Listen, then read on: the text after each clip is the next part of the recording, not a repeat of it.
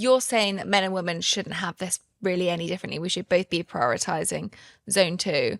Yet actually women will struggle more with HIIT because of these muscle fibers to produce the ATP. And that makes so much sense because I went through a phase probably about 8 years ago when HIIT was, I don't know if you remember, there was a huge surge in HIIT and every studio was opening and everyone was doing HIIT. And I felt worse than I've ever felt before. Like awful. And also what was coming up at that time, and I'd be really interested to ask you about this with exercise and also how you train athletes and if it's different for men and women.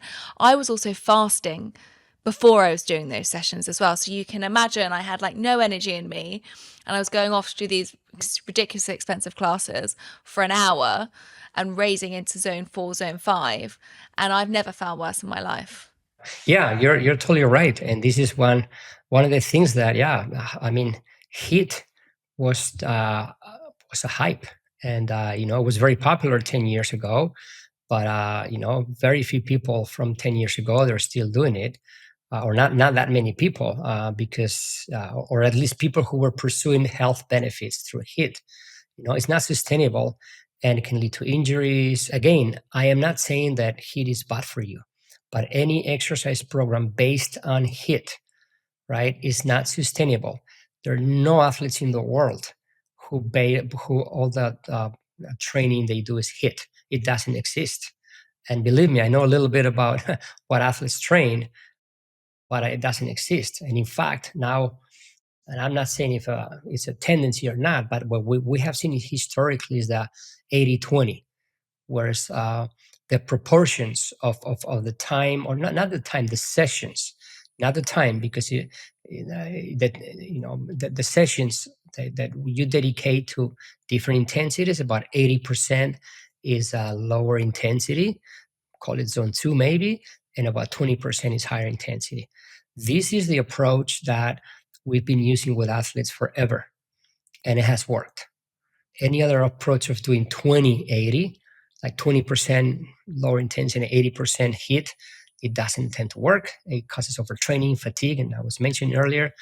But that's kind of what we do with athletes. So the whole thing of now the 80-20, it comes from again, like as many concepts come from what we have learned with athletes, they're now becoming mainstream, right? But that 80-20 is not about minutes or percentage of minutes, because in fact, if we go by the minutes, it's even less. If you look at the volume, just observationally, if you look at the volume of any athlete, whether it's a very high intensity athlete, like a swimmer, 100-meter swimmer, or a rower, or a marathon runner, about 5 to 10% of the entire minutes per season are in high intensity, right? So, but we need to think more about sessions. So it's about 80% of the sessions to contemplate maybe zone 2, and about 20% of the sessions should contemplate high intensity. And the way we break it down is so many times we isolate a session because they have more time to specifically do high intensity because of the demands of competition.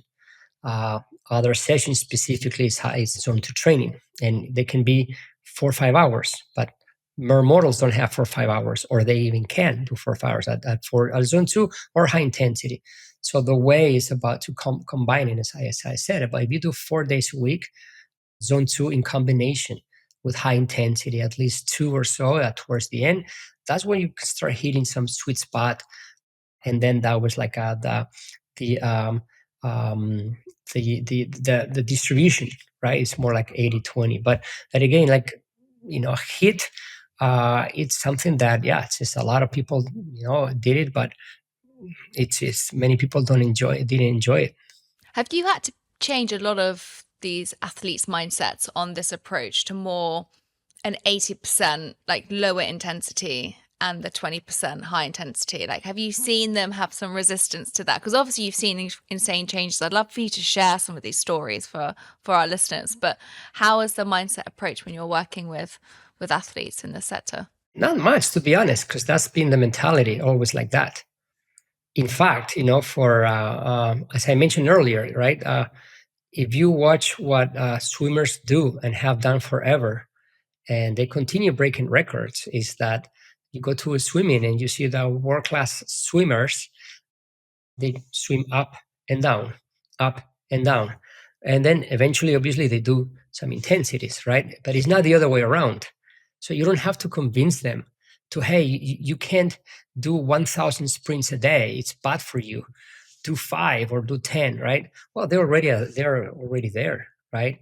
In fact, what I had to convince them more is that zone 2 is a much harder intensity than just cruising, which was what a lot of people were doing, because that 80-20, they didn't know it by 80-20, but that's what they were doing, was like more aerobic training, long endurance, run or ride.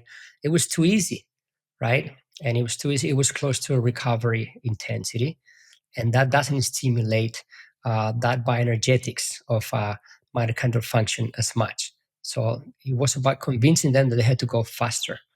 And if you look at, if you talk to some other people that I've been working with at Zone 2, especially at high level athletes, it's really, really, really demanding, very demanding. And until they get used to that, but it's not an easy training at all. For that, we have recovery days. Okay. And what does those recovery days look like? Nothing? No, I'm not active recovery. I mean, you have to do nothing. It's important to, that's what I think. I remember when I introduced also the concepts for off days like a long time ago to the athletes I was working with, it was a crazy idea to have an off day or even a recovery week, like an active recovery, right? But now everybody does an off day completely, and at least a active recovery day, which is like a light run with friends to grab a coffee, right? Or a light bike ride, to grab another coffee with friends and come back. It's something that is more, to me. Yeah, there's no difference between an active recovery day than just do nothing, right? Because when you do nothing, you just rest, and we do active recovery days, maybe more psychological, because to break out of the routine of training hard, because you need to train by yourself many times in individual sports. So that day where you're going to have fun and just gather with some friends, that's your recovery day for a coffee ride, for example, or a coffee run. But yeah, you need those too. To make sure you're performing, but also to make sure, I guess, your immune system and everything, you need recovery for so many different dimensions. Your immune system plays such a big role in exercise.